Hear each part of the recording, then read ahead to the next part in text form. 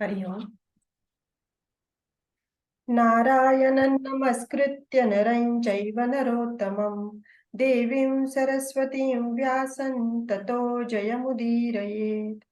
वसुदेवसुतं देवं कंसचाणूरमर्दनं देवकी परमानन्दं कृष्णं वन्दे जगद्गुरुम्। मूकं करोति वाचालं पङ्गुं लङ्घयते गिरिं यत्कृपातमहं वन्दे परमानन्दमाधवम्। हरि ओम. हरिओम.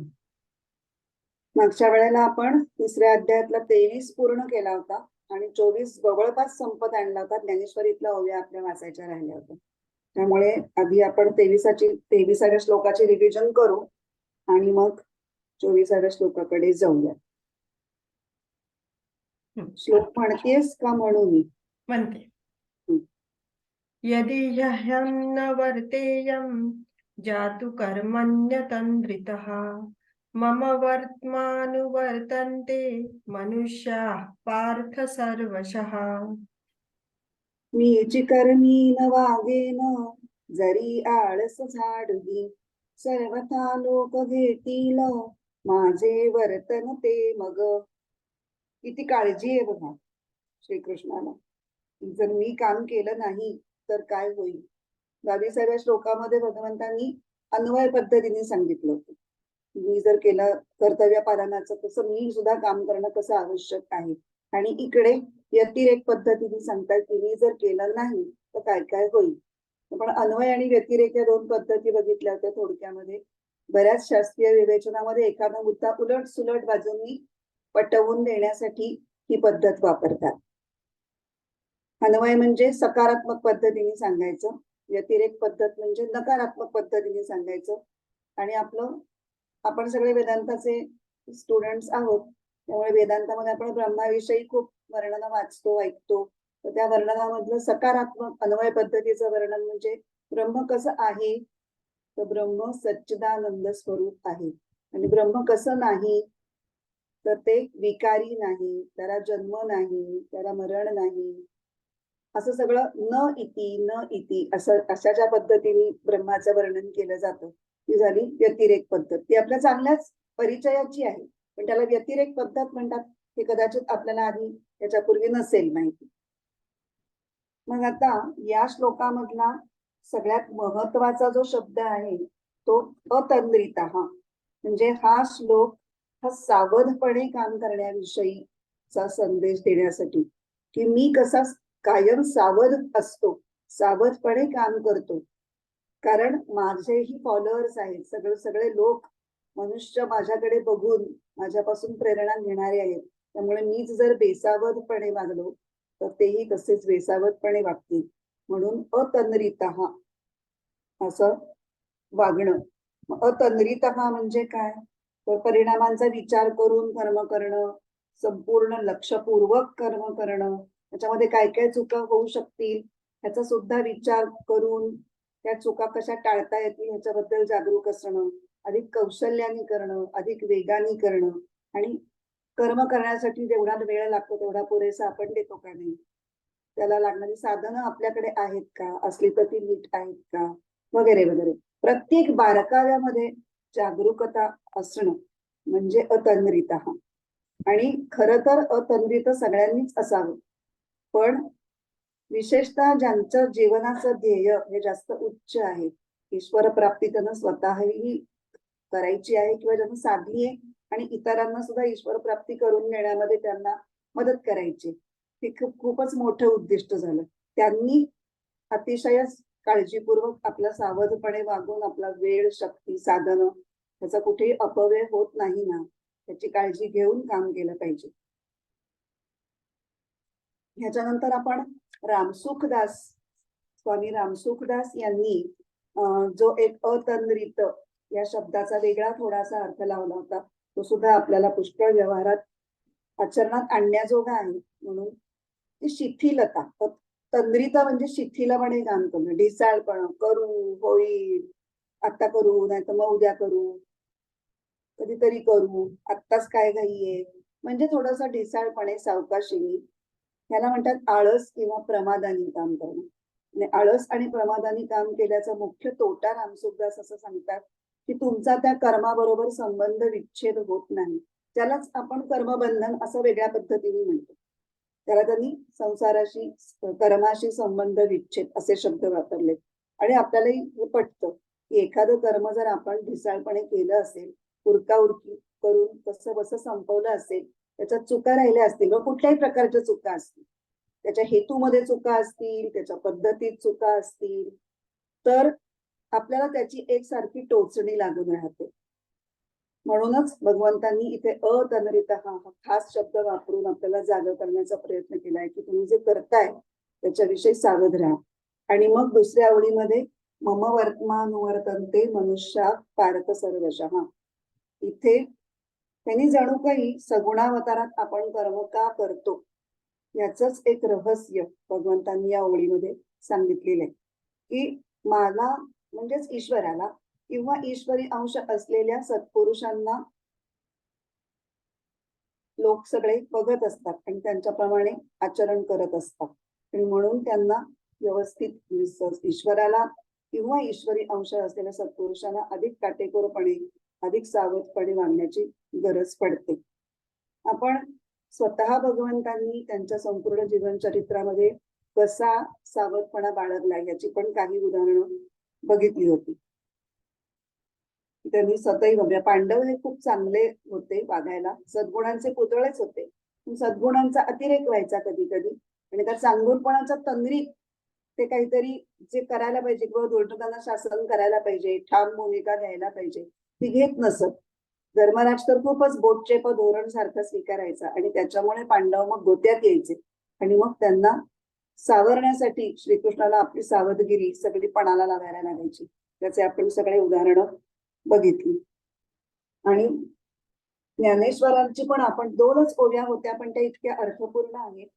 त्यांचं असं म्हणणं आहे की मी माझ्या कामामध्ये असा वागतो की जणू काही मला काहीतरी हवंच आहे त्याच्यामध्ये.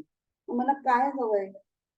मला एकच गोष्ट हवी आहे की हे सगळे भूतजात जे माझ्या अधीन आहेत, माझ्यावर अवलंबून आहेत, त्यांचं अस्तित्व, त्यांच्या जगण्याची क्वालिटी, तर त्यांना त्यांनी चांगलं जीवन जगावं, त्यांनी चुकीचं वागू नये, बहकू नये, ट्रॅक सोडून भलतीकडे जाऊ नये, त्यांचं अधःपतन होऊ नये, ही सुद्धा माझीच जबाबदारी आहे आणि हीच माझी कामना आहे. मला बाकी कुठली कामना असायचं काही कारणच नाही. 3ही लोकांमध्ये मला कुठलंही कर्तव्य नाही किंवा मला प्राप्तव्य नाही, पण मला हे हवं की सगळे लोक ऑन ट्रॅक राहतील, आपापली कर्तव्य कर्म व्यवस्थित पार पाडतील आणि आपापला उद्धार करून पुढे जातील आयुष्यात. जिथे आहेत तिथून त्यांची पुढे प्रगती होईल हे पाहणं हे माझं काम आहे असं. आणि म्हणून मीच अत्यंत सावधपणे वागतो. आता आपण 24वा श्लोक बघूया. उत्सीदेयुरिमे लोका न कुर्यां कर्मदेह कर्म चेदहम् शङ्करस्य च कर्ता स्याम् उपहन्यामि मा प्रजाः. सोडीन मी जरी कर्म नष्ट होतील लोक हे, होईन शंकर द्वारा मीची घातास कारण. 23व्या श्लोकामध्ये यदि हम न वर्तेयम जातु कर्मण्य तंद्रितः, इथे भगवंतांनी सावधपणे कर्म न जर झालं नाही तर काय होईल हे सांगितलं. आणि आता इथे जर मी कर्मच केलं नाही तर काय हानी होईल याचं वर्णन ते करतायत. आणि चेत या शब्दप्रयोगाने त्यांनी सांगितलंय की मी असं वेड्यासारखं वागेल किंवा मी कर्म करणारच नाही किंवा सावधपणे करणारच नाही हे होणंच शक्य नाही. पण एक पॉसिबिलिटी लक्षात घ्यायची झाली, कल्पना करायची झाली तर, म्हणून तिथे तो चेत शब्द वापरलाय. आणि ईश्वर या दृष्टीने पाहता जर ईश्वर कर्म न करता राहिला तर काय काय होईल, तर ते 3 फ्रेजेस मध्ये सांगितलंय. उत्सीदे युह इमे लोका, म्हणजे हे लोक नाश पावतील. शंकरस त्याच्या करतास या शंकराचा करता होईल. आणि ह्या 2 गोष्टी घडल्यामुळे उपहन्याम इमाह प्रजाः, मी प्रजेच्या घाताला मीच कारणीभूत होईल असं होईल. उत्सीदेयुः इमे लोकांचा विवरण बघताना आपण सांगितलं होतं की 2 पद्धतीने आपण या वाक्याकडे बघतो की एकतर ईश्वरी शक्ती आणि दुसऱ्या वेळेला सगुण अवतारातला श्रीकृष्ण बोलतोय असं धरलं. तर ईश्वरी शक्ती या दृष्टीने जर पाहायला गेलं तर संपूर्ण जगामध्ये विश्वातल्या सगळ्या घडामोडींमध्ये जी एक अत्यंत सुसूत्रता दिसते, सुव्यवस्था दिसते आपल्याला, ती ईश्वरी शक्ती सावधपणे आणि अखंडपणे कार्य करते आहे याचं लक्षण आहे ते. ईश्वरी शक्तीने जर काम करण्याचं थांबवलं तर हे सगळे हिशोब चुकतील, ही सगळी गणित चुकतील आणि सगळा सुव्यवस्थित कॉस्मॉसचा केऑस व्हायला वेळ लागणार नाही. आणि एक सगुण अवतारी पुरुष या दृष्टीने जर आपण बघितलं, या नात्याने जर आपण त्याचा अर्थ लावायचा प्रयत्न केला, तर जर मी आता सगुण अवतार ज्या कुठल्या वर्णात घेतला असेल, आश्रमामध्ये असेल, त्या वर्ण आश्रमानुसार जी काही कर्म समोर असतील ती जर त्याच्या कर्तव्याचं पालन भगवंतांनी केलं नाही सगुण अवतारात, तर मग तीनही लोकात कोणीही आपापल्या कर्तव्याचं पालन करणार नाही. त्यामुळे सगळ्यांच्या मधला या मनुष्य लोकांमधला किंवा तिन्ही लोकांमधल्या जीवांमधला तामस भाव वाढेल. आणि मग तामस भाव वाढल्यामुळे काय होईल? अधोगच्छन्ति तामसाः, त्यांचं अधःपतन होईल आणि त्या अधोगतीला मी कारणीभूत होईल. उपहन्यान इमाः प्रजाः. दुसरं संकरस्यच कर्तस्य. संकर या शब्दावर आपण बराच उहापोह केला होता की संकर म्हणजे पहिल्या अध्यायात जो आपण वर्णसंकर शब्द ऐकला होता तोच त्याचा अर्थ घ्यायचा का? तर आपण कन्क्लुजन काढलं होतं की तो अर्थ इथं अपेक्षित नाही. संकरचे वेगळे वेगळे अर्थ आहेत. संयोग, मिश्रण, मिसळ. वर्णसंकर म्हणजे जातीचं मिश्रण, हा पण एक वन ऑफ द मिनिंग्स होऊ शकतो. आणि अग्नीचा फुरफुराट, तो तर अजिबातच ऍप्लिकेबल नाही. तर इथे वर्णसंकर हा अपेक्षित नसावा, कारण की विभिन्न जातींमधल्या स्त्री पुरुष एकत्र येऊन पुढची प्रजा निर्माण होणं ही गोष्ट अनादी कालापासून चालत आलेली आहे आणि त्याच्यामुळे जगाचं काही फार मोठं नुकसान झालंय असं दिसत नाही. मनुष्यांचं सुद्धा. उलट काही तर प्रजा पुष्कळच सुपिरियर निघालेली याची उदाहरणं जास्त आहेत. आणि आपण असं म्हणू शकत नाही की जाती जातींमधलं मिश्रण ही एवढ्या मोठा भयंकर दोष आहे की ज्याच्यासाठी सतर्क राहून ईश्वराने त्याचा सांभाळ करत राहावा आणि तो वर्णसंकर थोपवत राहावा एवढी मोठी गोष्ट नाहीये. त्याला परमेश्वराला सांभाळायला, राखायला, वाढवायला अनेक इतर महत्वाच्या गोष्टी असताना वर्णसंकरासारख्या लहान मुद्द्यासाठी तो काम करतो आहे असं म्हणता येणार नाही. आणि मग जर इतक्या अनादी कालापासून तो वर्णसंकर चालूच आहे तर मग इतके दिवस ईश्वराने काहीच काम केलं नाही असंही म्हणावं लागेल. ते सुद्धा आपल्या मनाला पटत नाही.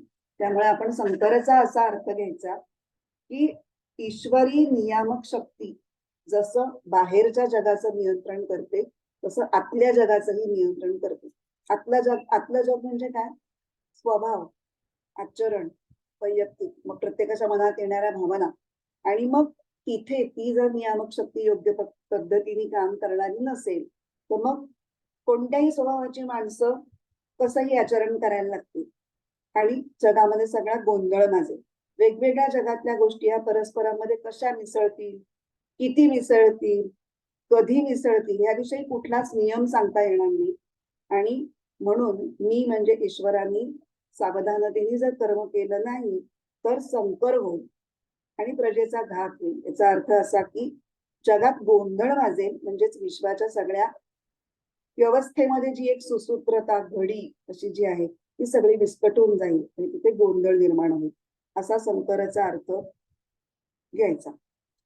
ज्ञानेश्वर महाराजांनी सुद्धा वर्णसंकर असा अर्थ घेतलेला नाही. त्यामुळे आपल्या म्हणण्याला पुष्टीच आहे. आता ज्ञानेश्वर महाराज काय म्हणतात नेमकं ते आपण ज्ञानेश्वरीतल्या ओव्या वाचू.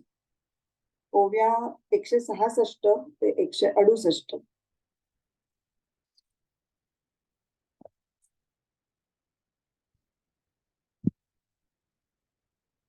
आम्ही पूर्ण काम होऊनी जरी आत्मस्थिती राहुनी तरी प्रजा हे कैसेही निस्तरेल. आम्ही पूर्णत्वाला पोचून जर आत्मस्थितीत अकर्मेपणाने राहिलो तर या प्रजेचा निभाव कसा लागेल? आता इथे शब्द आपल्या व्यवहारात सुद्धा जो आपण वापरतो तो ज्ञानेश्वरांनी वापरलाय. निस्तरेल. निस्तरणं म्हणजे काय? एखादी चूक दुरुस्त करून मग पुन्हा परिस्थिती पूर्ववत करण्याचा प्रयत्न करणं, सगळं ठाकठीक करणं, सावरणं. मग आता लोक जर सावधानतेने कर्म जर नीट नाही करतील तर त्या कर्मात तर चुका होणारच आहेत. पण चुका होण्याची पुढची गोष्ट म्हणजे जर कर्मच न करण्याची चूक केली तर निदान माझ्याकडे पाहून ते आपली चूक सुधारतील म्हणजे निस्तरतील. जगामध्ये वावरताना कर्म करण्याचा कुणाच्याही कर्म करण्याचा मुख्य उद्देश काय असतो? तो स्वतःमधली सत्वशीलता वाढवणं आणि आपल्या आजूबाजूच्या लोकांमधली आपल्याशी थेट संपर्कात किंवा अप्रत्यक्षपणे संपर्कात असतील त्यांचीही सत्वशीलता वाढवणं हा प्रत्येकाच्या कर्माचा उद्देश आहे. मग ह्यालाच अनुसरून कधी कधी योग्य वेळेला दुर्जनांचं पारिपत्य करणं ही बाब सुद्धा आवश्यक असते. आणि नेमकं सज्जन माणसंच त्याकडे कधी कधी दुर्लक्ष करताना दिसतात. दुर्लक्ष म्हणजे काय? त्यांचा अतिरेकी क्षमाशीलता तिथे कार्यरत होते आणि मग ते दुर्जनांच्या विरुद्ध काहीतरी चांगलं पाऊल, खणखणीत खंबीर पाऊल उचलण्याऐवजी त्यांना क्षमा करण्याचं धोरण स्वीकारतात किंवा त्यांच्या दुष्कृत्यांकडे दुर्लक्ष करतात, जे बरोबर नाही. त्यासाठी सावधगिरी भगवंताला घ्यावी लागते. इथे विवेकानंदांचं पण एक वाक्य येतं. विवेकानंदांना एक योद्धा संन्यासी असं म्हणलं जात असे. कारण कितीतरी संन्यासी असले आणि धार्मिक नेते असले तरी त्यांची मूळ प्रवृत्ती ही मोठी बंडखोर आणि लढवय्या अशा पद्धतीची होती. लढाऊ वृत्तीचे ते होते. अन्यायाविरुद्ध, अधर्माविरुद्ध, कुळमुळीतपणाविरुद्ध ते सतत दंड थोपटून उभे असत.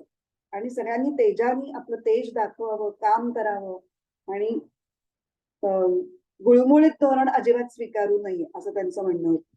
त्या संदर्भात ते एकदा असं म्हणतात की मी दुर्जनांच्या दुष्कृत्यांना जेवढं भीत नाही तेवढं मी सज्जनांच्या उदासीनतेला घाबरतो. आणि हेच भगवान श्रीकृष्णांना म्हणतात, हेच म्हणायचंय त्यांना की माझ्याकडे पाहून किमान ही उदासीनता चुकीची आहे हे जरी लोकांच्या लक्षात आलं तरी खूप काम होईल. कारण कर्म करण्यात चुका करणं ही खूप पुढची पायरी आहे. पण कर्म न करण्याची चूक जर माणसं करायला लागली तर ते सगळ्याच मनुष्य लोकाला परवडण्यासारखं नाही. तर आत्मज्ञानी पुरुष त्याला काही कर्तव्य नाही, प्राप्तव्य नाही म्हणून शांत आत्मरत होऊन शांत बसून राहिला तर त्यांच्याकडे पाहून लोक आत्मज्ञानाची अवस्था नसतानाच डिम्म, त्यांना आपण शांत म्हणत नाही, डिम्म बसायला लागतो. तर त्याच्यामुळे त्यांचा विकास अडेल, त्यांचा विकास घडणार नाही याची काळजी परमेश्वराला आहे. म्हणून पुढच्या ओवीमध्ये ज्ञानेश्वर म्हणतात, तीही आमुची वास पहावी मग वर्तती परी जाणावी ते लोकस्थिती आगवी नासिली होईल. तीही म्हणजे या पृथ्वी तलावर यांनी आमची राहणी पाहावी आणि मग ती वरून सदाचरणाची पद्धती जाणावी. अशी जी आजमी ती समाज संस्थेची घडी आहे ती सर्वच बिघडून जाईल की. तीही आमुची वास पाहावी, यांनी आमच्याकडे पाहावं आम्ही कसे राहतो, वागतो, कधी काय करतो, कधी काय थांबवतो, कधी काय बोलत नाही, कसे शांत संयम पाळतो, हे सगळं पाहून मग त्यांनी वर्तती परी जाणावी म्हणजे वर्तनाची पद्धत समजून घ्यावी असं वस्तुतः व्हायला हवं. पण आम्ही जर आत्मस्थित म्हणून काही कर्म केलं नाही तर मग लोकशिक्षणाची ही रीतच नष्ट होईल. आणि ज्यांची श्रेष्ठांकडे पाहून अनुसरण करण्याची एक किंवा शिकण्याची एक मानसिकता असते.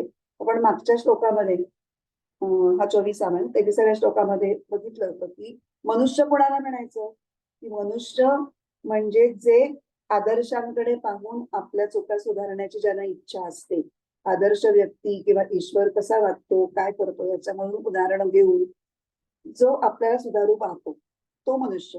कारण उसका मन होश में रहता है, त्याची विवेकबुद्धी जागृत असते आणि त्याला नेहमी भान असतं की आपल्याला मनुष्य जन्म हा प्रगती करण्यासाठी, स्वतःचा उद्धार करण्यासाठी मिळालेला आहे. मग असे जे दुसऱ्यांच्याकडे मोठ्यांच्याकडे बघून जे शिकत असतात त्यांना जर योग्य त्यावेळी योग्य ते शिकायला मिळालं नाही तर त्यांची स्थिती बिघडून जाईल, त्यालाच नासेल असा शब्द वापरलाय. म्हणून ते म्हणतात ते लोकस्थिती आघवी नासिली होईल. म्हणजे ईश्वरी सत्ता जर कार्य न करेल तर सगळ्या व्यवस्थांमध्ये परस्पर विरोधी गुणधर्मांचा जो एक मिश्र भाव, विचित्र मिश्र भाव निर्माण होईल, त्यालाच या श्लोकात संकर म्हटलंय. आणि संकराचंच वर्णन लोकस्थिती नासिली होईल अशा शब्दामध्ये ज्ञानेश्वर महाराजांनी केले. त्याच्यावरून हे सिद्ध होतं की वर्णसंकर हा अर्थ नक्कीच अभिप्रेत नाही. आता एखादी व्यक्ती जसजशी ज्ञानाच्या कक्षा एक एक पुढचे टप्पे ओलांडायला लागते, ज्ञानाच्या दृष्टीने वरच्या पातळीवर जायला लागते, तसतसं तिचं कामनात्मक कर्म आपोआपच कमी कमी कमी कमी होत जायला लागतं. आणि मग शेवटी फक्त शरीराला आवश्यक तेवढंच कर्म आणि लोकशिक्षणासाठी काही गोष्ट करायची असेल, लोकांच्या भल्यासाठी उपकारासाठी, तर ती माणसं तेवढंच फक्त करतात. आता श्रीकृष्ण या बाबतीत स्वतःच उदाहरण देऊन बोलतायत की काय पूर्ण कामच आहे, पण तरी ते म्हणतात की मी जर आत्मस्थितीवर निवांत राहिले तर लोक फक्त बाह्य माझं निवांत बसणं हे बघतील आणि ते पाहून तर तसेच वागतील, तर कर्म करून त्यांच्यामध्ये चित्तशुद्धी होणं, त्यांनी ज्ञानाच्या एक एक अवस्थांच्या बाबतीत पुढे पुढे प्रगती करणं हे होणार नाही, कारण त्यांची अपूर्णता कामनिकता ही तशीच राहील. आणि कर्मनिवृत्तीच्या नावाखाली आळस आणि निष्क्रियता वाढेल. त्यांची ऐहिक स्थिती सुद्धा नीट सांभाळली जाणार नाही, पारमार्थिक प्रगती तर खूपच लांब राहील.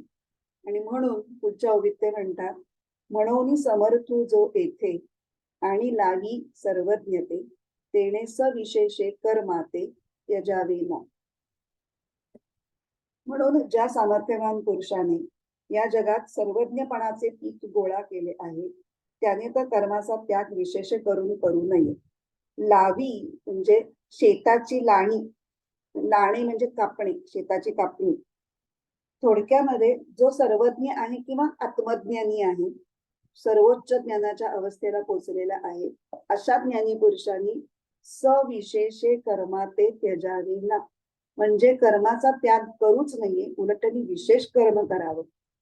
सर्वसाधारण लोक ज्या पद्धतीने कर्म करतात त्यापेक्षाही अधिक चांगल्या प्रकारे, अधिक डोळसपणे, अधिक वेगाने, जास्त कौशल्यपूर्ण रीतीने कर्म त्यांनी करायला पाहिजे, म्हणजे त्याच्याकडे पाहून इतर लोक किमान साधारण तरी चांगलं कर्म करतील, ही अपेक्षा. आता हीच गोष्ट तुम्हाला आठवते का? आपण 21वा श्लोक जेव्हा बघितला होता, यद्यदाचरति श्रेष्ठ, त्याच्यामध्ये 159वी ओवी ज्ञानेश्वरी मधली हेच सांगते, विशेषे आचरावे लागे संती, संतांना वेगळं आणि अधिक चांगलं का वागावं लागतं, त्याच्यावर प्रकाश टाकणारी ती ओवी होती. आता आपण पुढच्या 25व्या त्याच्याकडे जाणार आहोत. तत्पूर्वी हे 22, 23, 24 याच्यामध्ये एक विषय सांगितला गेला होता की भगवंत स्वतःच उदाहरण देत आहेत आणि अर्जुनाला कर्मप्रवृत्त करण्याचा प्रयत्न करतायत. अर्जुनाने 3ऱ्या अध्यायाच्या अगदी सुरुवातीच्या पहिल्या श्लोकात प्रश्न विचारला होता, तत्किं कर्मणि घोरे माम नियोजयसी केशव, मग अशा या घोर कर्मामध्ये तुम्हाला का बाबा प्रवृत्त करतोयस? तर 22, 23, 24 या श्लोकांच्या माध्यमातून स्वतःच उदाहरण घेऊन परमेश्वर त्याला हे सांगतायत की अरे मी तुला तर कर्मामध्ये प्रवृत्त करतोय, पण तुलाच करतोय असं नाही, मी सगळ्यांनाच करतोय. आणि मी ज्या मला वास्तविक दृष्ट्या त्रैलोक्यात काहीही कर्तव्य किंवा प्राप्तव्य नाही, तरीही मी स्वतः सुद्धा कर्मामध्येच रत आहे. ह्या 3 श्लोकांमध्ये मिळून भगवंतांनी ज्याप्रमाणे स्वतः कर्म करीत असताना तसं सावधपणे कर्म करण्याची आवश्यकता आहे हे जसं सांगितलं, तसं आता पुढचे जे 2 श्लोक आहेत 25 आणि 26 त्याच्यामध्ये ते ज्ञानी पुरुषांनी सुद्धा सावधपणे का वागलं पाहिजे कर्म करताना, आणि सावधपणे वागण्याची त्यांना प्रेरणा दिली म्हणा किंवा शिकवण दिली किंवा संदेश दिलाय म्हणून. आणि ज्ञानींना म्हटलं तरी आपल्यालाही ते सगळं लागू होतच, पण आपण वेदांताचे अभ्यासक तर आहोत, म्हणजे पूर्ण अज्ञानी तर आपण नाही, आत्मज्ञानी नसतो. त्यामुळे ती प्रत्येक गोष्ट जी मोठ्या लोकांना सांगितली आहे ती आपल्याला सुद्धा तितकीच लागू आहे, हे कायम लक्षात ठेवायचं. त्यामुळे आता आपण पुढचा 25वा श्लोक वाचूया. सक्ता कर्मण्य विद्वांसो यथा कुर्वन्ति भारत, कुर्याद् विद्वांस तथा सक्तस् चिकीर्षुर्लोकसङ्ग्रहम् गुंतून करीती अज्ञ ज्ञात्याने मोकळेपणे करावे कर्म तैसेची इच्छुनी लोकसंग्रह.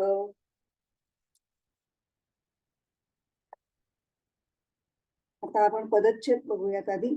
सक्ताः कर्मणि अविद्वांसः यथा कुर्वन्ति भारत कुर्यात् विद्वान् तथा असक्तः चिकीर्षुः लोकसंग्रहम्.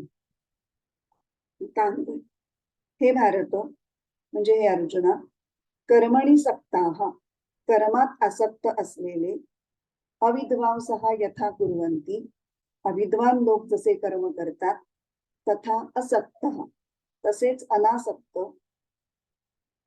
लोकसंग्रहम चिकीर्षुः लोकशिक्षणाची इच्छा असणाऱ्या विद्वान कुर्यात विद्वानांनी म्हणजे आत्मज्ञानी व्यक्तीने करावे.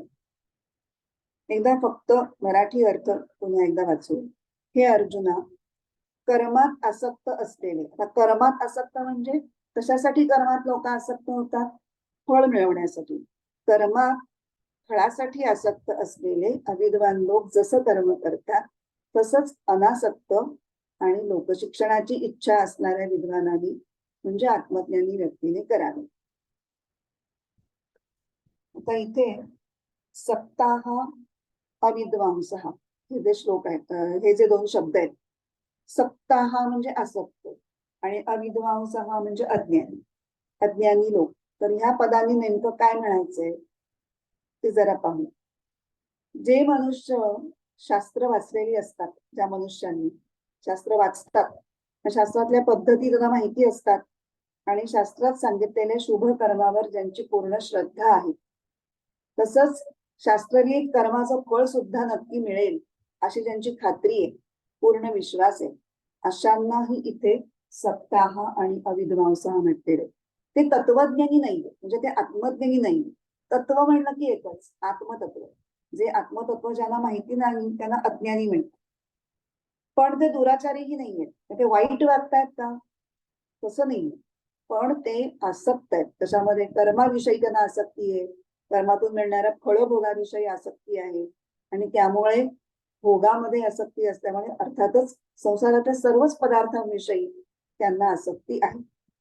मग अशी माणसं शास्त्र जरी जाणणारी असली, म्हणजे ती निरक्षर किंवा त्यांना शास्त्र म्हणजे काय हे माहितीच नाही, कुठलं शास्त्र कधी वाचलेलंच नाही, अशी नाहीये ती, अडाणी नाहीये. पण ती शास्त्र वाचल्यानंतर शास्त्रातल्या गोष्टींचा उपयोग ते केवळ कामना ठेवून स्वार्थप्रेरित कर्म करण्यासाठी करतात आणि म्हणून त्यांना अविद्वान किंवा अज्ञानी असं म्हटलेलं आहे. आता पुढचे शब्द आहेत असक्तः आणि विद्वान. बरोबर उलट आहे. सक्ताहाच्या अपोजिट असक्तः, अविद्वानच्या अपोजिट विद्वान. आता हे कसं आहे? त्यांच्या ठिकाणी कामना, ममता, आसक्ती, झालंच तर काय अजून आपण नेहमी शब्द वापरतो, वासना, पक्षपात, स्वार्थ, यापैकी काहीही नाही. यांचा सगळ्यांचा संपूर्ण अभाव आहे. शरीर, मन, बुद्धी यांच्याशी त्यांचं अजिबात तादात्म्य नाही. त्यामुळे शरीर, मन, बुद्धीला ज्या गोष्टी आवडतात, ते संसारातले विषय, त्यांच्याविषयी अजिबात आकर्षण त्यांच्या मनामध्ये नाही. असे तत्वज्ञ महापुरुष म्हणजे असक्तः आणि विद्वान. आता पुढची पद आहेत यथा आणि तथा, जसं आणि तसं. तर यथा आणि तथा ही पद ही कर्म करण्याच्या पद्धतीमधली समानता किंवा साधर्म्य दाखवण्यासाठी वापरलेली आहे. तर हे जे 25 आणि 26 श्लोक आहेत ना, त्या श्लोकांमध्ये ज्ञानी आणि अज्ञानी यांच्या कर्मामध्ये काय फरक आहे आणि काय साम्य आहे हे आपल्याला शिकता येणार. तर भगवंत सांगतात की व्यवहारी जगातल्या स्पर्धात्मक जीवनामध्ये माणूस जितके झीलनी म्हणजे जरा जाज्वल्य आशेनी किंवा दक्षतेनी निष्ठेने धडपडत असतो, तितक्याच तत्परतेने, दुर्दम्य उत्साहाने आणि अटीतटीने आत्मसाक्षात्कारी पुरुष सुद्धा काम करत असतो. म्हणजे दोघांमध्ये फरक येतो एवढाच आहे, तो काम करण्याची पद्धत सारखीच दिसतीये, मग फरक पण काहीतरी असणार ना. तर फरक असा आहे की अज्ञानी माणसाचं कर्म हे फळाविषयीची आसक्ती आणि फळाविषयीची चिंता यांनी प्रेरित झालेलं असतं. तर ईश्वरी विचारांचा जो परिपूर्ण आत्मज्ञानी पुरुष आहे तो फळाशी काहीही त्याला घेणं देणं नसतं. तो फक्त जगाच्या कल्याणासाठी उत्तम काम करत असतो. इथे त्या श्लोकात मोकळ्या मनाने, त्याला बंधन असतो, आसक्तीचा पाश नसतो त्याच्या गळ्यामध्ये, तो असं धावत नसतो, तो मुक्तपणे पण लक्ष देऊन आणि उत्तम काम करत असतो. म्हणजे काय झालं, दोघांच्या कामाची पद्धत बरोबर पाहता सारखीच वाटते, ती दिसू शकते, तशी दिसायला सारखी आहे, पण त्या कर्मामागची प्रेरणा किंवा त्या कर्माच्या पाठीमागचा जो अंतस्थ हेतू आहे ते मात्र ते दोघांच्या मध्ये पूर्णपणे भिन्न आहे.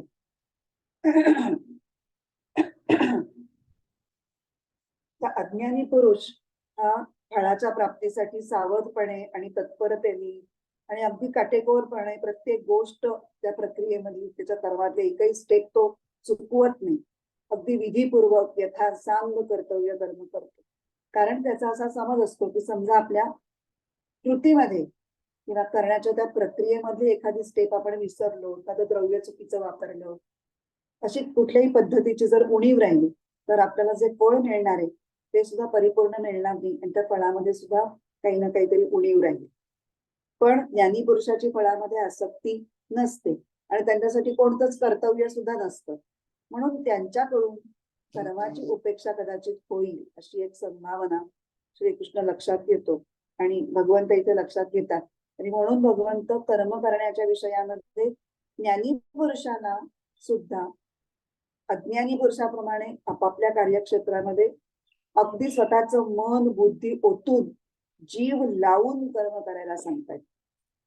तुला जरी फळ नको असलं, मला फळ नकोच आहे म्हणून कसंही करीन, उत्तमच करायचं, हा संदेश त्याच्यामध्ये दिला जातो.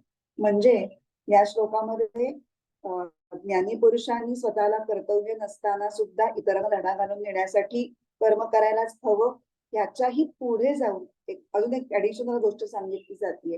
आणि ती गोष्ट म्हणजे एखादी गोष्ट मिळवण्यासाठी ज्याला आसक्ती आहे, ती आसक्ती असलेली व्यक्ती त्या आसक्तीच्या पोटी जे करायला हवं ते कर्म ज्या आवश्यक ओढीनी, जोशानी, निश्चयानी आणि वेगाने करेल, त्याच ओढीनी, जोशानी, निश्चयानी आणि वेगाने ज्ञानी पुरुषांनी सुद्धा कर्म करून दाखवायला पाहिजे. फक्त त्यांनी आसक्ती अज्ञानी माणसाची घ्यायची नाही, ती सोडायची, पण बाकी सगळं तसंच पाहिजे. एक उदाहरण आपण घेऊ की समजा एखाद्या व्यक्तीला विद्वानांकडून वाहवा मिळवायची खूप तीव्र इच्छा असेल, तो एखाद्या विषयाचा अभ्यास कसून करेल, अनेक पुस्तकं वाचेल, नोट्स काढेल, पॉइंट्स काढेल, उदाहरणं शोधेल आणि अत्यंत सुंदर पद्धतीने तो प्रेझेंट करेल. मग ज्ञानी व्यक्तीने सुद्धा एखाद्या व्यक्तीचा अभ्यास तसंच करायला पाहिजे जसा हा अज्ञानी व्यक्तीने केला. त्याचा पर्पज काय होता की मला वाहवा मिळवायची आणि ह्याला एक विषय चांगल्या पद्धतीने मांडायचा आणि त्याच्याकरता ती तयारीही तशीच करायला पाहिजे. व भले त्याला वाहवा नको असू दे, तर खरे जे ज्ञानी असतात त्यांना हे वाहवा वगैरे नकोच असते, ते त्याच्या मागे नसतातच. या विषयाचा माझा अभ्यास चांगला होतोय ना, आणि समजा त्यात काही चुका असल्या तर विद्वान लोकांच्या समोर मांडल्यावर त्या चुका मला कळतील आणि माझा अभ्यास अधिक चांगला होईल असं म्हणून ते कायम सुधारण्यासाठी तयार असतील. म्हणजे कर्म करायचं आहे ते त्याच पद्धतीने, पण त्याच्या पाठीमागचा हेतू वेगळा पाहिजे. आणि असंही नाही होता की वाहवा नकोय म्हणून मी साधारणपणे अभ्यास केला, मला जमेल तसा मांडला, ठीक आहे, म्हणजे जसं होईल तसं होईल, मला त्याचं टेन्शन पण नाही आणि मला त्याचं काही भर पडलेलं पण नाही, असं अपेक्षाच नाही. तुम्हाला वाहवा हवी असू देत किंवा नसू देत, तुम्हाला नकोच आहे वाहवा, तरी सुद्धा तुम्ही इतकाच उत्तम अभ्यास केला पाहिजे. आणि जणू काही एखादं सभेसमोरच माझं भाषण होणार आहे इतक्याच सिन्सिरिटीने तुम्ही ते काम केलं पाहिजे, तो अभ्यास मांडला पाहिजे लोकांच्या समोर, की तुमचं काम बघून इतरांना प्रेरणा मिळायला पाहिजे की अभ्यास करायचा असेल तर असा, पण तुम्हाला असं दाखवायचं नाहीये, दाखवण्यासाठी तुम्ही काही करत नाहीये, तुम्ही अभ्यासासाठी उत्तम अभ्यास करताय. आणि उलट जर तुम्ही असं करू शकलात, म्हणजे हे ज्ञानींसाठी चाललंय, तर उत्कृष्ट कर्म करून सुद्धा वाहवा मिळवण्याच्या मागे लागण्याची वाहवा वाहवा मिळवण्याच्या मागे न लागणं हे सुद्धा जमू शकतं. असा एक ऍडिशनल धडा तुम्ही इतरांसाठी देऊ शकता. आणि हा फक्त ज्ञानीच देऊ शकतो, अज्ञानी देऊ शकत नाही. आता याच्या पुढच्या श्लोकांमध्ये आपण अजूनही असे बारकावे बघणार आहोत की ज्ञानी हा धडा का देऊ शकतो आणि अज्ञानींनी तसंच सगळं केलं तरीही तो हा धडा का नाही देऊ शकत, की निष्कामतेने सुद्धा मी ती गोष्ट तितकीच उत्कृष्टपणे कशी करू शकेल. हा धडा फक्त ज्ञानीच का देऊ शकतो. जसं जसं आपण कर्मयोगामध्ये एक एक पैलू दाखवणारे पुढचे पुढचे श्लोक जसे आपण वाचत जाऊ तस तसं आपल्याला कळेल.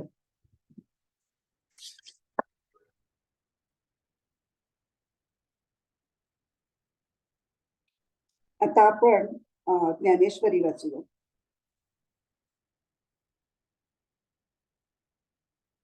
ज्ञानेश्वरी मधल्या ओव्या आहेत 169 ते 171.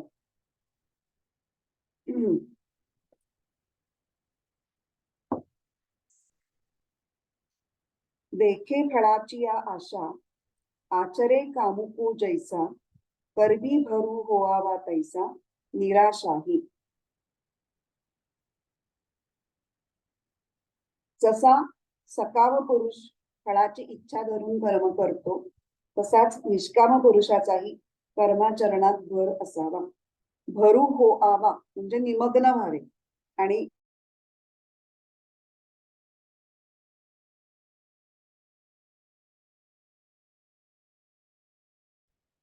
पुढची ओवी, जे पुढत पुढती पार्था, हे सकळ लोकसंस्था, रक्षणीय सर्वथा म्हणून या. आणि हे का करायचंय? सकाम पुरुषांनी निष्काम पुरुषाच्याच ओढीनी, सकाम पुरुष ज्या ओढीनी काम करतो त्याच ओढीनी निष्काम पुरुषांनी सुद्धा का करायचंय त्याचं कारण या ओढीत दिलेलं आहे. पुढच्या, कारण अर्जुना तुला पुन्हा पुन्हा बजावतो की ही समाज संस्था सर्व परींनी नीट राखणे हे अवश्य कर्तव्यच आहे. जे पुढत पुढती पार्था, हे सकळ लोकसंस्था, रक्षणीय सर्वथा म्हणून कारण दिलं असं का वागायचंय तेच. आणि आता त्याच्या पुढची आणि शेवटची जी ओवी आहे या श्लोकावरची ती तर फारच सुरेख आहे. मार्गाधारे वर्तावे, विश्व हे मोहरे लावावे, अलौकिका नोभावे लोकांप्रती. ही ओवी म्हणजे ज्ञानेश्वर महाराजांची आचरणासंबंधीची एक आज्ञा म्हणून समजली जाते. अशी एक संदेश खूप चांगला आणि बारकाव्याचा संदेश देणारी अशी ही ओवी आहे. त्याच्यातले आपण आता 3 भाग करून त्या ओवीचा अभ्यास करूया. पहिला जो भाग आहे, पहिला चरण, मार्गाधारे वर्तावे. मार्ग म्हणजे काय? मार्गाच्या आधारे वागावे. मार्ग म्हणजे काय? तर मार्ग म्हणजे सगळे सत्पुरुषांच्याकडे जी परंपरा चालत आलेली आहे. कोणी ना कोणी, प्रत्येक जण कुठल्या ना कुठल्या परंपरेचा असतो. म्हणजे गुरु परंपरा, त्या कुठल्या तरी संप्रदायातल्या एका गुरुकडून दुसऱ्या गुरुकडे असं करत करत जी परंपरा आपल्यापर्यंत चालत आलेली आहे ती संतांनी निष्ठेनी पाळलेली आहे आणि तिला अधिक उजाळा देण्याचं काम केलेलं आहे. त्याच्यातल्या ज्या काही त्रुटी असतील कालाच्या ओघामध्ये, त्याच्यामध्ये ज्या मिक्स होत होत आपल्यापर्यंत गोष्टी येतात त्या काढून टाकून उत्तमातल्या उत्तम ज्या रीती असतील त्यांना झळाळी देऊन त्या आपल्या वर्तनातून लोकांच्या समोर मांडणं, म्हणजे त्या आधाराने चालावं. जी परंपरा आपल्यापर्यंत चालत आलेली आहे त्या आधाराने चालावं, म्हणजे मार्गाच्या आधारे वर्तावे. म्हणजे त्या नीती नियम, धर्माचरण किंवा उपासना ज्या सांगितलेल्या असतील त्या मार्गाने वर्तन अशा पद्धतीने करावं की त्या ज्ञानीपुरुषांच्या सहवासामध्ये ज्या व्यक्ती येतील त्यांना सहजच आचरणाची योग्य दिशा मिळेल. कारण ह्या परमार्थाच्या वाटेवरती जेव्हा ईश्वराची अनुभूती आपल्याला घ्यायची, ईश्वरीय अस्तित्वाची, तेव्हा आपलं वर्तन एका योग्य दिशेने असणं हे खूप गरजेचं आहे. आणि ती दिशा आपल्याला हे संतांच्या वागण्यातून मिळते. म्हणून मार्गाधारे वर्तावे. आणि मग हे करून काय करावं? विश्व हे मोहरे लावावे. विश्व हे मोहरे लावावे म्हणजे लोकसंग्रह करावा. लोकसंग्रह चिकीर्षुर लोकसंग्रहम या श्लोकातल्या तुकड्यासाठी हा चरण आलेला आहे. मार्गाधारे वर्तावे विश्व हे मोहरे लावावे. तर लोकसंग्रह म्हणजे काय हे थोडस आपण बघूयात जरा अधिक विस्ताराने. लोकसंग्रह हा शब्द साधारणपणे लोकांशी चांगले संबंध ठेवून त्यांना आपलंसं करून घेणं अशा अर्थाने रूढ आहे. पण इथे मात्र फक्त लोक सांभाळणं, आपल्या बाजूला करून घेणं एवढंच अपेक्षित नाही. इथे लोकांना उन्नतीसाठी मदत करणं, त्यांना शिकवणं आणि त्यांच्या वागणुकीला एक चांगलं वळण लावणं हे त्याच्यामध्ये अभिप्रेत आहे. नाहीतर असं नुसतंच लोकसंग्रह जर म्हटलं तर मग लोकांना हवं तसं वागू द्या, पण ते आपल्या बाजूने असले ना मग झालं. पण ही प्रवृत्ती कुठे दिसते? राजकारणामध्ये, जिथे बेरजेचं राजकारण म्हणतो आपण. Number is important. माझ्या बाजूत किती आहे आपण बघतोच आहे. महाराष्ट्राच्या राजकारणामध्ये हेच बेरजेचं राजकारणच आपण बघतोय. पण हा जो लोकसंग्रह आहे हा राजकारणातला तो इथे अभिप्रेत नाही. कारण त्या लोकसंग्रहात काय होतं, लोक जरी अडाणीपणानं काही चुकीचं कर्म करत असतील त्यांना केवळ छान छान म्हणून घ्यायचं, पण काम करत राहा, आमच्या पक्षासाठी काम करत राहा, आमच्या बाजूनी राहा एवढंच अपेक्षित असतं. पण इथे आपल्याला अध्यात्मातला जो लोकसंग्रह आहे त्याच्यामध्ये काय अपेक्षित आहे की लोकांनी अधिक चांगली कर्म केली पाहिजेत, त्यांच्या कर्मांचे उद्देश अधिक चांगले असले पाहिजेत, हे वळण लावण्यासाठी आपण लोकसंग्रह करतोय.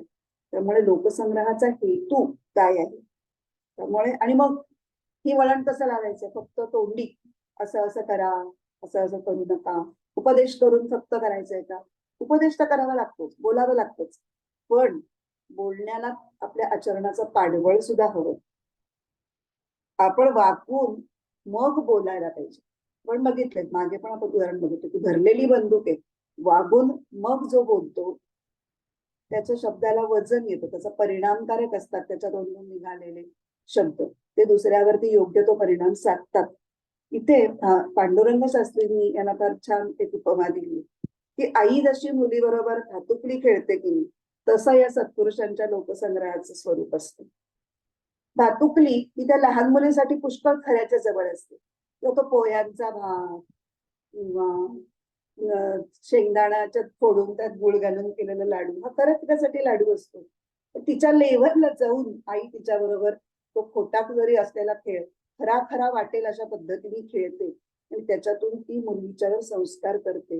तसं या तळागाळातल्या लोकांच्या बरोबर जाऊन त्यांच्यातलं एक होऊन संत सत्पुरुष हे त्यांना वळण लावण्याचा प्रयत्न करतात. विश्व हे मोहरे लावावे.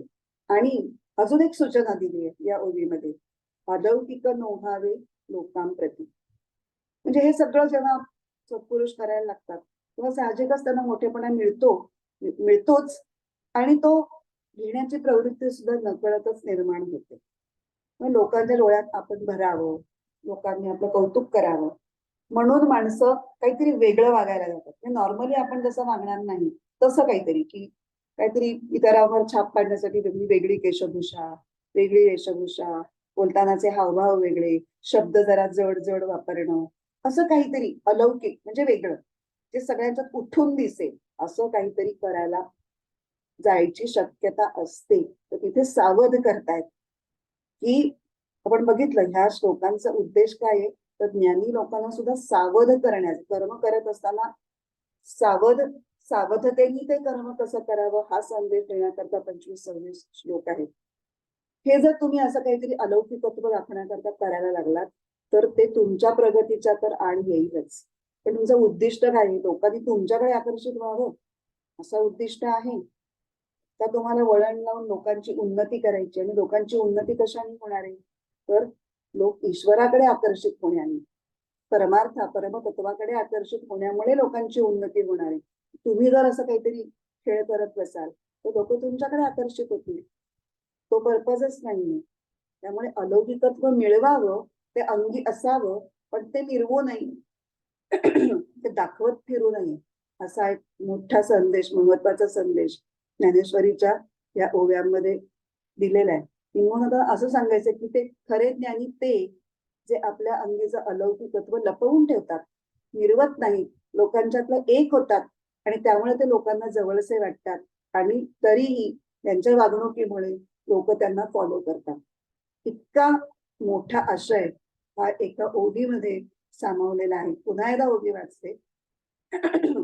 मार्गाधारे वर्तावे, विश्व हे मोहरे लावावे, अलौकिक नोहावे लोकांप्रती. आता आपण बघितलं की आत्मज्ञानी व्यक्ती ही जगाला योग्य मार्गदर्शन करू शकते, कारण त्या व्यक्तीच्या थोड्या सुद्धा कर्माचा परिणाम खूप जास्त पडतो. म्हणजे म्हणून अशा व्यक्तींनी लोककल्याणासाठी कर्म करावं आणि तसं कर्म करणं हे आपलं कर्तव्य आहे असं समजावं, असं आवाहन कर्मकृतार्थ ज्ञानी व्यक्तींना गीतेने या श्लोकाच्या द्वारे केलेलं आहे. गीता त्यांना काय सांगतेय की तुमच्या ज्ञानमय प्रवासाची पूर्णता झालेलीच आहे. तुम्ही पूर्ण ज्ञानाच्या शेवटच्या टप्प्यापर्यंत येऊन पोचलेलाच आहात, पण तुम्ही इतरांनाही हात दिला आणि त्यांना पुढे आणायला मदत केली तर तुमच्या पूर्णतेला अजून झळाळी येईल आणि तुम्ही परिपूर्णता तुम्हाला प्राप्त होईल. आता इथे या श्लोकामध्ये त्यांनी अमुक अमुक वागावं, कर्म करावं किंवा लोकांच्याकडनं करून घ्यावं, असे सगळे अमुक असे आदेशात्मक भाषा वापरलेली, ज्याला संस्कृतमध्ये आपण विध्यर्थक म्हणतो. अमुक अमुक करणं योग्य आहे, असं असं केलं जावं. पण ज्ञानी पुरुषांना असे आदेश देण्याची खरं म्हणजे गरज नाहीये, कारण एक काळ करता करता करता असा एक टप्पा येतो की जेव्हा तो त्यांचा स्वभावच बनतो. तुकाराम महाराजांच्या ओळी आपण वाचू म्हणजे आपल्याला मला काय म्हणायचंय ते कळेल. तुका म्हणे गुण चंदनाचे अंगी, तैसे तुम्ही जगी संत जन. या चरणामधून तुकाराम महाराज काय म्हणतात की चंदनाने ठरवलं की आपला सुवास कोणाला द्यायचा नाही, तर तो तसं करू शकेल का? सुवास दे असं त्याला सांगायची पण गरज नाही आणि मी देणार नाही असं एक तर त्याच्या मनात येणार नाही आणि तसं तो करूही शकणार नाही. तो स्वभावतः सुगंधी झालेला आहे, त्याच्या सहवासामध्ये त्याच्या बरोबर आलेल्या सगळ्याच लोकांना तो सुगंधी करतोच. इथे स्वामी विवेकानंदांचं पण एक उदाहरण आपल्याला सांगता येईल की जेव्हा स्वामी विवेकानंद हे योग मार्गावर त्यांना जायची खूप इच्छा होती आणि रामकृष्ण परमहंसांनी त्यांना काही अशी अट घातली होती की हे केल्याशिवाय तुला मी योगमार्ग त्याच्यावर तुझी प्रगती होऊ देणार नाही. असं अनेक वेळा झालं की ते समाधी लावायला जात आणि आता लागणार समाधी, एवढ्यात रामकृष्ण असं काहीतरी विघ्न आणत की त्यांची समाधी लागत नसे. तुझा लोकांसाठी काम करायचं आहे आणि काही त्याचे टप्पे झाल्याशिवाय तुला ही सिद्धी मी देणार नाही असं रामकृष्णाने त्यांना सांगितलेलं होतं. आणि तेव्हा ते रामकृष्णांना म्हणले होते की मला हे असलं काही करायचं नाहीये, मला फक्त स्वतःची प्रगती करायची, मला समाधीच्या मार्गाने यश मिळवायचे, मला उत्तम समाधी लावायची, आत्मज्ञानाची म्हणजे आत्म्याची अनुभूती घ्यायची. मला हे तुम्ही जे सांगताय ना लोकशिक्षण आणि ज्ञान देणं वगैरे वगैरे, त्यात मला काहीही रस नाही, माझी काही इच्छा नाहीये असं करण्याची. तरी आउट ऑफ कंपल्शन त्यांना ज्या काही गोष्टी रामकृष्णांनी करायला लावल्या ते ह्या मधाच्या बोटासाठी की हे झालं की मला हे योग मार्गात पुढे देतील म्हणून ते करत गेले. आणि मग जेव्हा त्यांना त्या सिद्धी नॉलेज ट्रान्सफर रामकृष्ण परमहंसांनी केली आणि त्याच्यानंतर आपल्याला सगळ्यांनाच माहिती की किती मोठ्या प्रमाणावरचं समाज प्रबोधनाचं काम हे विवेकानंदांनी केलेलं आहे. जे सुरुवातीला एवढं रेझिस्ट करत होते तेच त्यांनी केवढं मोठं कार्य केलं. नंतरच्या काळामध्ये जेव्हा ते खूप लवकर गेले, तसे मला वाटतं 39व्या वर्षीच ते गेले, पण जेव्हा त्यांच्या शेवटच्या काळामध्ये तेव्हा त्यांची तब्येत फारशी चांगली नव्हती, तेव्हा ते बेल्लूर मठामध्ये राहायला होते. तेव्हा तिथे खूप जिज्ञासू साधक यायचे, त्यांचे इतर अनेक शिष्य असायचे, ते सारखे त्यांना प्रश्न विचारायचे आणि हे तासन तास त्यांना सांगत बसायचे, उद्बोधन करत बसायचे. तेव्हा कोणी त्यांना म्हणायचं की हो स्वामीजी तुमची तब्येत एवढी चांगली नाहीये, तुम्ही विश्रांती घेणं अपेक्षित आहे, किती तुम्ही सगळ्यांचा जीव तोडून अगदी सांगताय, जरा विश्रांती घ्या. ते म्हणलं हे माझ्या हातात कुठे आहे, ती परमेश्वरी इच्छा आहे, माझ्या हातून कुणाला आणि किती किती आणि कसं कसं प्रबोधन व्हावं हे आता माझ्या इच्छेच्या पलीकडे गेलेलं आहे. म्हणजे ईश्वराची इच्छा ही अशा सत्पुरुषांच्या माध्यमामधून कार्यरत होत असते. त्याचं स्वामी विवेकानंद हे एक उत्तम उदाहरण आहे. पण अर्थातच जरी सिद्धांच्या बाबतीत लोककल्याणासाठी कर्म करणं हा जरी त्यांचा स्वभाव असला तरी तो काही स्वभाव एकदम तयार होत नाही. आपल्याला ते कळलं, स्वामी विवेकानंदांच्या उदाहरणावरूनच कळलं की त्यांना ते करायचं नसतानाही त्यांच्या गुरुनी त्यांच्याकडून ते करून घेतलं आणि त्यांना विश्व मोहरे लावावे, त्यांना वळण लावलं. इतकं वळण लावलं की त्यांनी इतरांनाही वळण लावण्याची ताकद त्यांच्यामध्ये निर्माण झाली. म्हणून हा जो स्वभाव आहे तो साधकावस्थेपासूनच विकसित केला जाऊ शकतो. त्याच्या म्हणूनच गुरुची जी आवश्यकता सांगतात की शिष्य काय करू शकतो, त्याची कपॅसिटी काय आहे, हे गुरु शिष्यापेक्षा जास्त ओळखतो आणि तो त्याला व्यवस्थित मोल्ड करतो. आणि हेच सत्पुरुषांचं काम आहे. आणि म्हणून अशी दृष्टी ठेवून साधकांनी वागावं. म्हणजे जरी हे सिद्धांना मार्गदर्शन असलं तरी ते त्यातला काय कुठल्या भागापर्यंत आपल्यासाठी उपयोगात आहे याचा विचार करून ते आपल्यासाठी सुद्धा आपण कसं लावून घ्यायचं ह्याचा निश्चित विचार केला पाहिजे. आता आपण हा श्लोक एकदा परत म्हणू आणि मग 26वा श्लोक म्हणू.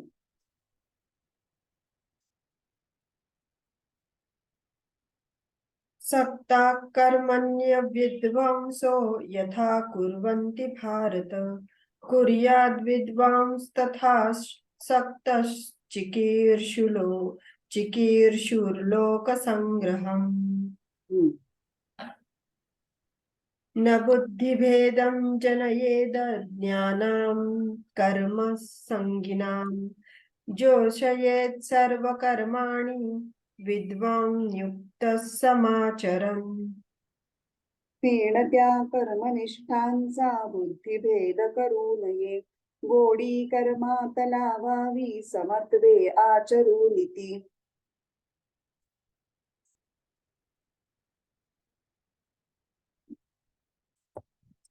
न बुद्धिभेदम जनयेत अज्ञानां कर्मसंगिनां जोषयेत सर्व कर्माणि विद्वान युक्तः समाचरन्.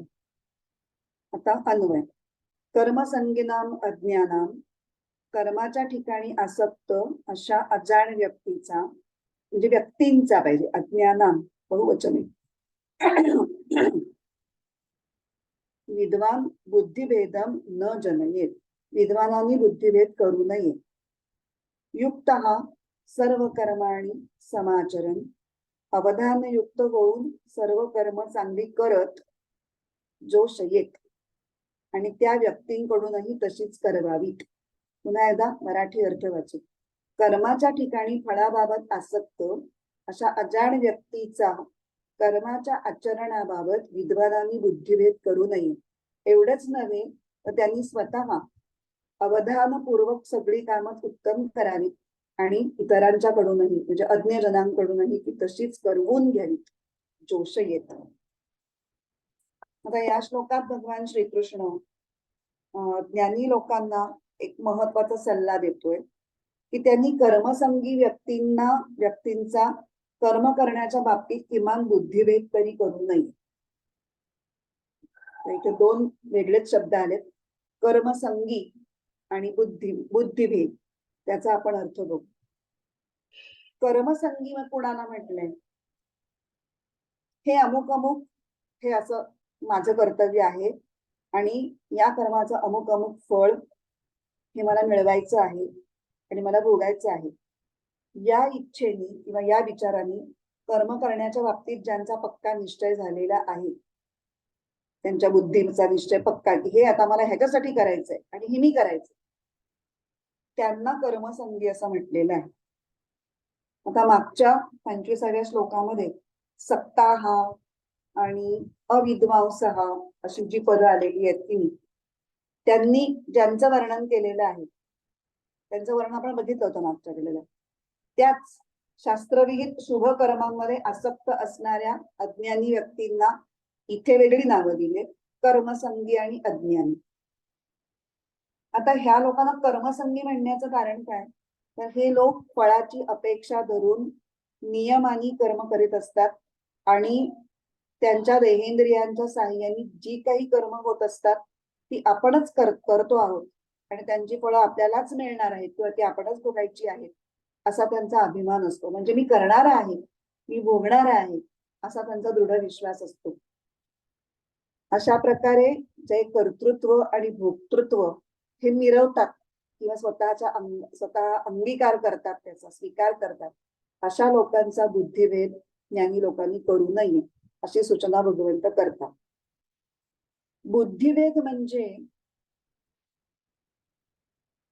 त्यांना खूप ज्ञान पाजायला जाऊ नये, कारण त्यांचा आत्ता आसक्ती कर्मामध्ये, कर्मामधून त्यांची आसक्ती काही प्रमाणात तरी कमी झाल्याशिवाय ज्ञान ऐकण्याच्या मोडमध्ये ते येणार नाही. अशा वेळेला जर त्यांना ज्ञान सांगितलं गेलं तर त्याचे काहीतरी विपरीत परिणामच त्याच्यावर होतील. म्हणजे ज्ञान कशासाठी सांगायचं? त्यांच्यात सुधारणा व्हावी म्हणून, आहे तिथून ते पुढे जावेत म्हणून. त्याच्याऐवजी जर उलटाच परिणाम घडला, उलटा परिणाम घडणं म्हणजेच बुद्धिभेद होणं. मग ज्ञानींनी असं कुठलाही आचरण करू नये किंवा बोलताना उपदेश करताना अशी कुठलीही भाषा वापरू नये की त्याच्यामुळे अज्ञानी व्यक्तींचं वर्तमान स्थितीतून अधःपतन होईल. म्हणजे होतं ते बरं होतं, काहीतरी म्हणतात ना, काय बरं ते, गाढवापुढे वाचली गीता आणि कालचा गोंधळ बरा होता, अशी एक म्हण आहे. की कुणाला गीता सांगायची हे सुद्धा गीता सांगायला समजलं पाहिजे ना. गीतेतला काहीतरी भलताच अर्थ काढून जो काहीतरी किंवा त्याचं काहीतरी जे चाललंय ते बरं होतं तेच त्यात पण खीळ आली असं झालं तर त्याचा बुद्धिभेद झाला असं म्हणावं लागेल. आता हा बुद्धिभेद हा जो विषय आहे तो बऱ्यापैकी मोठा आहे. आता इथे 5 वाजले दिसत आहेत मला, त्यामुळे या बुद्धिभेदाविषयी आपण पुढच्या ह्याच्यामध्ये बोलू. म्हणजे आपली ही 26व्या श्लोकाला फक्त सुरुवातच झाली आहे. अजून आपल्याला बुद्धिभेद आणि त्याची विविध लक्षणं आणि तो कसा टाळायचा, तो का टाळायचा, या सगळ्या विषयी आपण पुढच्या ह्याच्यामध्ये बोलू. आता आपण इथे थांबूया.